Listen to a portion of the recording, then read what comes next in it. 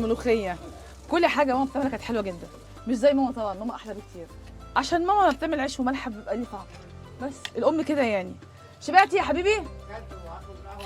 كل سنه وانت طيب. طب اشرب القهوه ونتحاسب، احنا مع بعض جدا.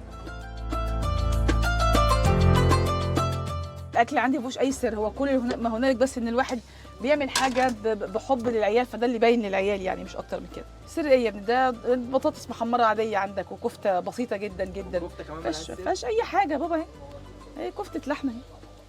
الموضوع في منتهى البساطه. بس بص اقول لك على حاجه، انت ما دام انت عملت يعني، انت يعني رغيف الجبنه اللي امك بتعمله انت بتحس بطعمه. امك يعني امك طبخت الجبنه ولا ما طبختش الجبنه، بس هي الست الطيبه عملت ده لابني، بتعمل ده بحب قوي، فده باين جدا. هو مش قصه صوص انت بتحطه ولا كاتشب بتحطه ولا طحينه بتحطه، انت لما بتكون جعان وبتاكل العيش وملح فانت بتحس بطعم الامه وبتشبع. هي كلها انت بتزود حاجات عشان تملى ايه، بتغذي كرشك. لكن هو في الاول وفي الاخر انت قاعد بتاكل مع مين وبتاكل من مين، بس هي القصه في كده. لكن احنا مش عايشين عشان خاطر ناكل وخلاص والموضوع كده يخلص يعني. تعالى يا ماما. تعالى يا ياسر، اقعد هنا مع ياسر. الدنيا سهله، واحنا ممكن نقعد هنا مثلا. طب احنا واقفين حبيبي، نقعد في اي مكان دلوقتي.